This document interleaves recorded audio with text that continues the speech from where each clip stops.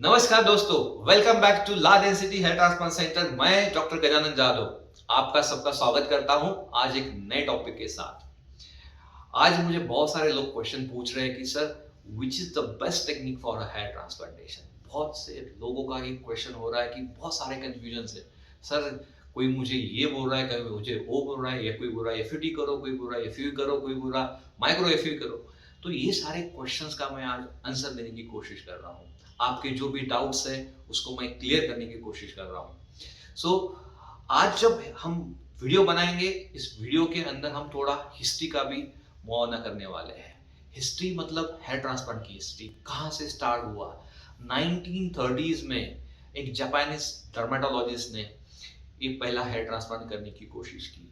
जो पहला hair transplant किया गया, उनका डॉक्टर का नाम था डॉक्टर ओकुडा। जो डॉक्टर ने किया था, उन्होंने क्या किया, पीछे के साइड से कुछ ग्राफ्ट निकाल के, ग्राफ्ट नहीं एक्चुअली उन्होंने तो डायरेक्ट स्किन का टुकड़ा निकाला है। स्किन का टुकड़ा निकाल के सामने जहाँ पे पेशेंट को बर्न स्कार थे वहां पे लगा के देखा कि यहाँ पे नए बाल आ सकते हैं क्या। तो उन्होंने पाया कि ये सक्सेसफुल हो गया है, सक्सेसफुल हो रहा है। बट 1930s का दौर था, सेकेंड वर्ल्ड वॉर का चीजें चल रही थी, तो इसलिए कम्युनिकेशन कुछ नहीं था। तभी उसी दौरान एक अमेरिकन साइंटिस्ट ऑरेंट्रिच, इन्होंने क्या किया, इन्होंने एक 4 का पंच यूज किया जिसके अंदर उनको एक 15 से 20 बाल मिले। उन्होंने उसको इम्प्लांट करने की कोशिश की, लेकिन पंच बायोप्सी, स्मॉल पंच 4 का पंच यूज करके पंच बायोप्सी निकाला उन्होंने, और जहाँ पे भी बॉल्डनेस था वहाँ पे उन्होंने इम्प्लांट किया इसको, और उन्होंने पाया कि ये भी बाल ग्रो हो रहे हैं। तो ये ऐसी शुरुआत हुई है जब हेयर ट्रांसप्लांट की। अभी जो हेयर ट्रांसप्लांट उसके बाद बढ़ा, धीरे धीरे लोगों को समझ में आने लगा कि 4 पंच से ना बाल ना एक जगह पे बहुत सारे क्लस्टर में दिखते हैं। लाइक आपने डॉल देखी होंगी, डॉल को जब बाल लगाते हैं तो ऐसे लगते हैं, वैसे बाल दिख रहे थे। तो ये नेचुरल फील नहीं आ रहा था, नेचुरल लुक नहीं आ रहा था, बहुत ऐसा प्लगी प्लगी हेयर्स लग रहे थे। तो इसको और कैसे इंप्रूव किया जा सकता है, इसके लिए साइंटिस्ट लोगों ने, डर्मेटोलॉजिस्ट, प्लास्टिक सर्जन ने इसके ऊपर काम करना स्टार्ट किया। So they have come up with a new technique called FUT, follicular unit transplantation technique. तो 1980s की बात है, जब स्ट्रिप निकाला जाता था। स्ट्रिप निकाल के उसमें से एक एक बालों को सेपरेट किया जाता था, लाइक एक एक ग्राफ को, कैन से दैट एक ग्राफ में 1 से 4 बाल हुआ करते थे, और उसको फिर अंडर माइक्रोस्कोप, अंडर लूप इसको सेपरेट करके फिर इम्प्लांट किया जाता था। तो ये काफ़ी सक्सेसफुल रहा क्योंकि ये काफ़ी नेचुरल रिजल्ट पैदा कर रहा था। फिर भी लोगों के दिमाग में था और कुछ चाहिए, इससे और बेटर क्या कर सकते हैं, स्टिचलेस कैसे कर सकते हैं, मुझे स्टिचेस नहीं लगाने बॉडी पे, इससे बेटर कुछ हो सकता है क्या। तो इन 2003 फर्स्ट फॉलिकुलर यूनिट एक्सट्रैक्शन, इसको हम एफयूई बोलते हैं, वो स्टार्ट हुआ। अभी 2003 से लेकर 2022 तक ऑलमोस्ट 19 साल गुजर चुके हैं। सो 19 सालों में काफी एफयूई चेंज हो चुका है।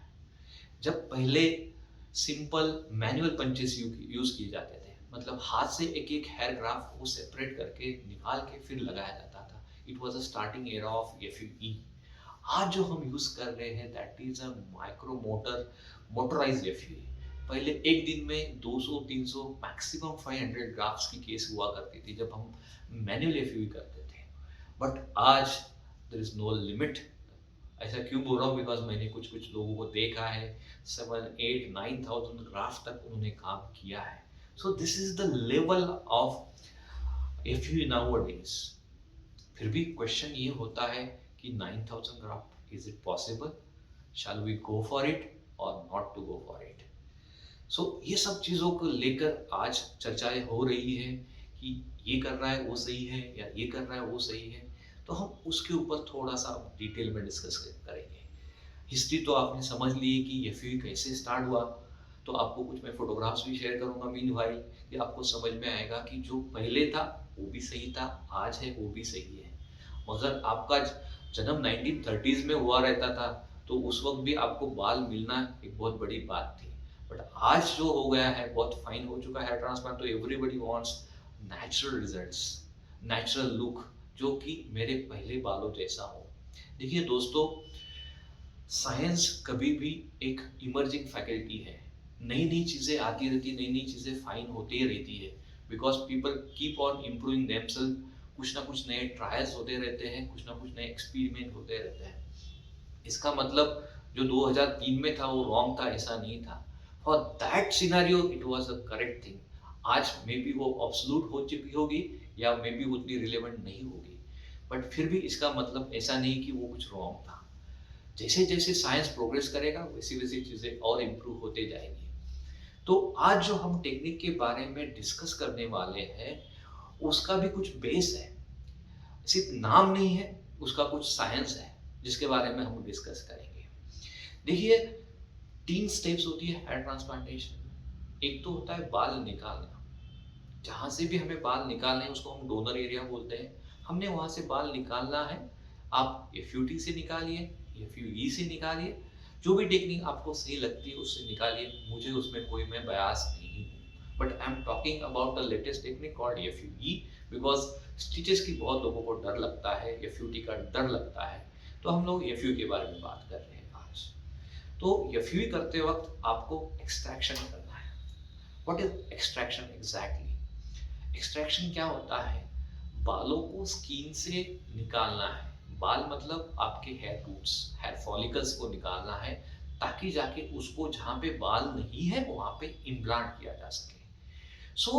ये जो बाल निकालने का तरीका है वो हर एक का अलग अलग हो सकता है। मे बी एफयूटी हो सकता है, मे बी एफयूयू हो सकता है। तो एफयू में क्या हो सकता है? देखिए, जब एक हम ग्राफ की बात करते हैं तो ग्राफ मतलब it's a basically a pair और मल्टीपल हेयर फॉलिकल का एक बंच होता है। अगर एक हेयर ग्राफ में 4 बाल हैं तो चारों के चारों बाल साथ में आना जरूरी है। क्यों? क्योंकि नहीं तो वो रिजल्ट नहीं दे पाएंगे, वो डेंसिटी नहीं दे पाएंगे और उसमें डैमेज हो जाएगा पेशेंट के डोनर का। तो इसलिए एक्सट्रैक्शन काफी जरूरी है कि अच्छा हो। अगर एक्सट्रैक्शन में आप 4 में से 2 हेयर फॉलिकल को डैमेज करोगे तो पेशेंट की डेंसिटी नहीं मिलेगी, उसका हेयर लॉस भी हो जाएगा, क्योंकि 2 हेयर फॉलिकल्स आपने डैमेज कर दिए, फ्यूचर में उसको वो नहीं मिलने वाले हैं। इट्स वेरी इंपॉर्टेंट कि आपका जो पंच साइज हो हेयर ट्रांसप्लांटेशन या फ्यूए में वो सही साइज का हो। आप 0.6 का पंच इंडियन स्किन में यूज 99% यूज कर ही नहीं सकते हो, बिकॉज वो ग्राफ आपके 0.6 के पंच में आएगा ही नहीं। इधर you will keep on damaging the graphs. सिर्फ आपको माइक्रोएफी बेचना है या माइक्रोएफी सिर्फ सुनना है या लोगों को सुनाना है कि मैं माइक्रोएफी कर रहा हूँ, there is no point in just going behind this things. आपको समझ में आना चाहिए जो भी आपकी ग्राफ की साइज है उससे 0.1 mm बड़ा पंच आपको यूज करना है, नहीं तो आपका कंप्लीट ग्राफ आएगा नहीं। See, graft doesn't only mean hair roots. Graft means आपकी ग्लैंड्स भी आनी चाहिए, आपके स्टेम सेल्स भी आने चाहिए उसके साथ में, तो जाके वो आपको अच्छा लुक दे सकता है। तो don't only think about hair roots आ गए तो मेरा काम हो गया, नहीं। आपको पूरा यूनिट निकालना है, तो unit doesn't only contain hair roots. See, ये बात को क्लियर रखिए for the doctors, basically those who are watching this video. So coming to the next point, first step हो गई आपकी extraction. Most of the time लोग यही करते हैं कि एक्सट्रैक्शन पहले कर लेते हैं। एक्सट्रैक्शन करने के बाद यूजुअली ग्राफ को प्रिजर्व किया जाता है। कहाँ पे प्रिजर्व करते हैं? एक कोल्ड सॉल्यूशन होता है, वो मे बी रिंगर लैक्टिक नाम का हो सकता है, नॉर्मल सलाइन हो सकता है, या स्टार सॉल्यूशन भी हो सकता है, या कोई लोग पीआरपी में भी सेव कर सकते हैं इसको। ये क्यों different different medias of storage क्यों है? क्यों? क्योंकि सबको पता है अगर ग्राफ्ट बॉडी से बाहर निकलेगा तो वो डैमेज होने के चांसेस है, बिकॉज उसको ब्लड सप्लाई नहीं मिल रहा है। Once the graft is out of the body, he is deprived of energy, oxygen, blood supply, no nutrients, nothing. कितने देर तक इसको सरवाइव किया जा सकता है आउटसाइड ऑफ द बॉडी, ये इंपॉर्टेंट बना। इसलिए अलग अलग स्टोरेज सॉल्यूशन क्रिएट हुए, उसकी रिक्वायरमेंट बढ़ी। बट कुछ देर के बाद कोई भी सॉल्यूशन गारंटी दे नहीं सकता कि ये सरवाइव हो सकता है या नहीं हो सकता है। Book says, literature says, more than 6 hours if your graft is out of the body, 6 घंटे से ज्यादा अगर बॉडी के बाहर आपका ग्राफ्ट हो गया तो डैमेज रेट 10% से स्टार्ट हो जाएगा आपका। तो ये खतरा हमें क्यों लेना है? इसके लिए भी कुछ नई टेक्निक्स हमने इन्वेंट करी है। ये हो गया आपका स्टोरेज। अभी नेक्स्ट स्टेप पे आते हैं कि ग्राफ्ट लगाने की टेक्निक। अभी जो ग्राफ्ट हमने बाहर निकाले हैं बॉडी से, स्किन से बाहर निकाले हैं, तो उसको बॉडी में फिर से डाला कैसे जाएगा? दो टेक्निक्स है। एक तो होल बनाइए, स्लिट्स बनाइए और फिर फोर्सेप्स से अंदर डाल दीजिए। अभी डालते वक्त भी डैमेज होने के चांसेस है। नया बंदा है, किसी ने कभी काम ही नहीं किया है या उसको पता नहीं है कैसे डालना है, और रूट को पकड़ के डाल देगा, रूट डैमेज कर देगा। तो इसमें भी हमें कुछ ना कुछ टेक्निक अच्छी चाहिए ताकि जाके इम्प्लांटेशन में बंदा ने अच्छी ग्राफ्ट निकाल दिए, एक्सपीरियंस बंदा था, डॉक्टर था या जो भी था, इसने ग्राफ्ट निकाल दिए, बट लगाने वाले ने बंदे ने प्रॉब्लम क्रिएट कर दिया। He is not experience, he is damaging why the implant in the grafts. So ultimate result will be a divorce, right? अच्छा रिजल्ट नहीं होगा। बंदे ने अच्छे ग्राफ्ट निकाले फिर भी रिजल्ट अच्छा नहीं आएगा बिकॉज इम्प्लांटेशन सही नहीं हो रहा है। तो वो भी वेरी इंपॉर्टेंट है। तो एक हो गया स्लिट टेक्निक, हमने इम्प्लांट कर दी। दूसरा टेक्निक है इम्प्लांटर पे, चाउस इम्प्लांटर हो या जो भी इम्प्लांटर्स आपके पास है उसे इम्प्लांट करें, उसमें स्लिट बनाने की जरूरत नहीं। आप ग्राफ को इम्प्लांट के अंदर डाल दो और पेन से पुश कर दो। Very simple technique of implantation, ठीक है। बट फिर भी इसमें प्रॉब्लम्स थे। इसमें बहुत स्किल्ड लोग चाहिए इम्प्लांटेशन के लिए, और doctors most of the times implantation नहीं करते हैं, मैंने देखा है। क्योंकि सर्जरी बहुत लॉन्ग ड्यूरेशन की होती है, तो इधर डॉक्टर एक्सट्रैक्शन करेगा या इम्प्लांटेशन करेगा, बिकॉज उसको ओपीडी भी देखनी है, मैनेजमेंट भी करना है, सर्जरी भी करनी है। सो डॉक्टर बोलता है यार मैं कुछ ना कुछ एक ही काम करूंगा, तो फिर it ultimately comes to a technicians. Technician क्या करेंगे? तो टेक्नीशियन कुछ ना कुछ काम करना स्टार्ट कर देते हैं, फिर डॉक्टर डिपेंड हो जाता है टेक्नीशियन के ऊपर। फिर नया टेक्नीशियन आता है, वो भी सीखता है, फिर वो भी ट्रायल करता है, सब ये सारी चीज़ें हो जाती हैं इसके अंदर। तो इसलिए इम्प्लांटेशन भी बहुत ज़रूरी है, ठीक है। तो ये 3 स्टेप्स हो गए, एक्सट्रैक्शन हो गया, स्लिट मेकिंग हो गया, इम्प्लांटेशन हो गया। चलिए अभी एक्सट्रैक्शन तो ऑलमोस्ट सब लोग सेम ही करते हैं, सिर्फ मैंने आपको बोला पंच का पॉइंट इज वेरी इंपॉर्टेंट, आपका पंच साइज और पंच जो हो शार्प हो, ताकि जाके स्किन को स्कारिंग कम हो। पीछे भी काफी बड़े बड़े धब्बे देखे हैं मैंने लोगों के, सर्जरी के बाद बहुत सारे, एक बार ट्रिम कर लिए तो पूरा के पूरा धब्बे दिख जाते हैं। धब्बे दिखने के 2 रीजन होते हैं, जो भी हम स्कार्स बोलते हैं, डॉटेड स्कार्स जो होते हैं हेयर ट्रांसप्लांटेशन में फ्यू के पास specifically, there are because of 2 reasons. एक तो आपका पंच काफी ब्लंट हो जाता है, बहुत बार यूज कर लेते हैं एक ही पंच को। There are so many people try to save the money because अच्छा क्वालिटी का पंच आपको may be start from 3000 up to 7000 आता है, बट आप वही पंच यूज करोगे तो you are trying to save the cost. Cost save क्यों करना है? क्यों करना है? क्योंकि पेशेंट नहीं दे रहा है इसलिए सेव करना है। सिंपल आंसर सब लोग दे देते हैं, that is one thing. Second thing, patient दे रहा है, still doctor want to make more money, so इसलिए वो नहीं कर रहा है, ठीक है। 2 चीजें होती है। या थर्ड थिंग होती है कि उसको अवेयरनेस ही नहीं होता है कि यार मैं क्या कर रहा हूँ, ठीक है। तो that is very importance of punch. Punch should be very sharp, preferably a new punch आपने यूज करना है, और साइज सही होना चाहिए, आपके ग्राफ के अकॉर्डिंगली साइज होना चाहिए। This is the basics of extractions, ठीक है। Coming to slit making. अब स्लिट मेकिंग में क्या करते हैं? स्लिट मेकिंग में टेक्निक्स यूजुअली एक तो नीडल से स्लिट करते हैं, नहीं तो ब्लेड से होता है, या लास्ट होता है सफायर। ये 3 टेक्निक्स हैं जिसके थ्रू आपके स्लिट्स बनाए जाते हैं। अभी हम लोग काफी सालों तक मैंने खुद नीडल यूज किया है। मैं इनिशियली ब्लेड यूज करता था, तो ब्लेड से मुझे उतना कंफर्ट लेवल आता नहीं था, तो मैंने नीडल यूज करना स्टार्ट किया। तो नीडल से मुझे डेंसिटी भी अच्छी मिलने स्टार्ट हो गई, और it was more comfortable for me because मेरे लिए एंगल बनाना आसान हो जाता था। नीडल को मैं बेंड कर पाता था मुझे अगर प्रॉपर एंगल देना है तो, इसलिए मैंने ब्लेड छोड़ दी, नीडल यूज करना स्टार्ट किया। मैंने देखा है बहुत सारे लोगों की स्किन काफी टफ होती है, और टफ स्किन में नीडल से बहुत ट्रॉमा होना स्टार्ट हुआ था। काफी मैंने देखा हाइपोपिगमेंटेड पैच दिखना स्टार्ट हो गए। मतलब कभी कभी हमने देखा है कि कुछ कुछ स्किन में वाइट वाइट पैचेस आ जाते हैं इम्प्लांटेशन की जगह पे। Why this is happening? Because जो मैं डैमेज कर रहा था नीडल के साथ, it was damaging the tissue.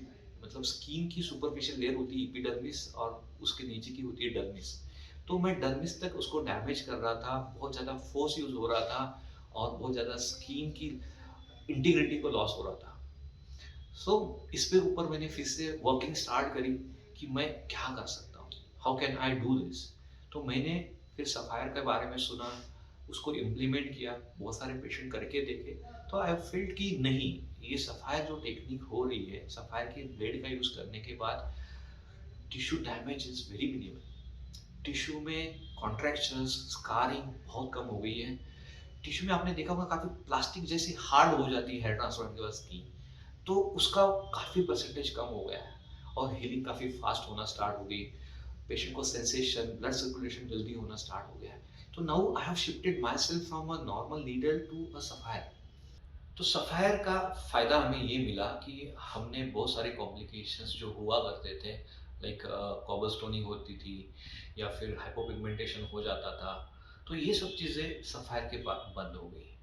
तो इम्प्लांटेशन के लिए हम वैसे भी नॉन टच इम्प्लांटेशन लेते हैं। तो नॉन टच में क्या फ़ायदा होता है कि हम डबल फोर्सेप यूज़ करते हैं, जिसके वक्त इम्प्लांटेशन के वक्त हम रूट को टच नहीं करते। We touch to the skin part को ही टच किया जाता है, रूट को टच नहीं किया जाता।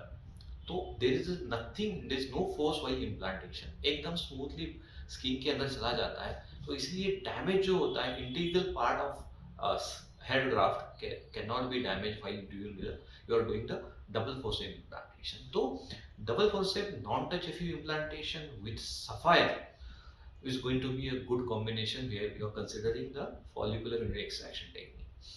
तो अभी लोगों का मानना ये है कि they are just comparing with the Chau's implanter sapphire technique. So या फिर कुछ लोग DHI भी बोलते हैं, डायरेक्ट हेयर इम्प्लांटेशन। सो मेरे हिसाब से जो भी डॉक्टर कर रहा है उसकी comfort level is very important. अगर he is comfortable in giving result with the implanter pen, definitely he can go for implantation with implanter pen. अगर मुझे लगता है I am comfortable in a double forceps slit technique and if you are getting the results, then well and good. तो कोई technique कोई खराब नहीं है, आपको सिर्फ वो डॉक्टर की स्किल और उसके टीम की स्किल होना बहुत जरूरी है, ताकि जाके आपको रिजल्ट मिले। आपको क्या करना है, आपको रिजल्ट चाहिए, डॉक्टर साहब मुझे बस रिजल्ट दे दीजिए, आप कौन सी भी टेक्निक यूज करिए, मुझे कोई हार्म नहीं होना चाहिए और रिजल्ट बेस्ट आना चाहिए। What patient aspects more than this? Nothing. Patient को तो यही चाहिए कि मेरा फ्यूचर सिक्योर रहे, मेरा ट्रांसप्लांट का रिजल्ट अच्छा रहे और मुझे कोई डैमेज ना हो। अगर कोई डॉक्टर बोलता है कि मैं ये टेक्निक करके दे दूंगा, आपको अच्छे रिजल्ट देने वाला हो, तो what is the wrong in that? तो इसीलिए कोई टेक्निक रॉन्ग नहीं होती है, अपग्रेडेड होती है। हर वक्त अपग्रेडेशन चलते रहता है। We have started with needle or blade, now we have started with the sapphire, because see, change is a life and change ये प्रकृति का नियम होता है। तो हमें सबको चेंज के साथ अडेप्ट करना है, हमको एडजस्ट करना है और खुद को इम्प्रूव करना है। सो आपने देखा होगा कि real time FUE with sapphire is going to be the best combination, इसलिए क्योंकि जो मैंने बोला था कि एक्सट्रैक्शन के बाद प्रिजर्वेशन, ये जो मेथड है प्रिजर्वेशन की, ये रियल टाइम में ऑब्सोल्यूट हो चुकी है। मतलब इसमें कोई ग्राफ को प्रिजर्व नहीं किया जा रहा है। जो भी बाल आपके बॉडी से निकल रहे हैं उसको तुरंत लगाया जा रहा है। जो भी क्लीनिंग का टाइम या जो भी टिश्यू क्लीनिंग टाइम होता है, जो भी ब्लड निकलता है, क्लॉट्स होते हैं या कोई एक्स्ट्रा टिश्यू आ जाता है या फैट आ जाता है, उसको क्लीन करने में जितना टाइम लगता है, that is the only outer time of the graft outside of the body, इससे ज्यादा नहीं है। तो preservation is absolute, real time has come up. So real time with sapphire with non-touch FU implantation is going to give you the best result. See, हम लोग अभी ये discuss ही नहीं कर रहे हैं कि मेरा ट्रांसप्लांट सक्सेस होगा या नहीं होगा, वो तो हम काफी सालों तक छोड़ चुके हैं। आपका ट्रांसप्लांट के रिजल्ट तो आना ही आना है, if you are doing a proper technique of doing it, आने ही आने। अगर आपकी ग्राफ क्वालिटी अच्छी है, टेक्निक सही है, तो आने ही आने। हम उसके आगे की बात कर रहे हैं, ला डेंसिटी अभी उसके आगे की बात कर रहा है कि पेशेंट को हम एक्स्ट्रा और क्या दे सकते हैं। रिजल्ट तो आने वाले हैं, आपको बाय डिफॉल्ट आने वाले हैं। अगर आपका डोनर अच्छा है, आपको कोई दूसरी कंडीशन कोमॉर्बिडिटी नहीं है, तो 100% रिजल्ट आने के चांसेस है, आपको कोई उसमें कोई शक नहीं है। But comparing with your future latest techniques, कम से कम डैमेज और maximum natural results with good density, this is what we are trying to do it now. So मेरे हिसाब से if you go for it, real time sapphire is going to be the technique of the future. But आज के लिए will stop it here. देखिए, new techniques आती रहेंगी, हम लोग नए चीज़ों को इन्वेंट करने की कोशिश करेंगे और आपके सामने लाएंगे। तो तब तक के लिए thank you very much, see you again, bye bye.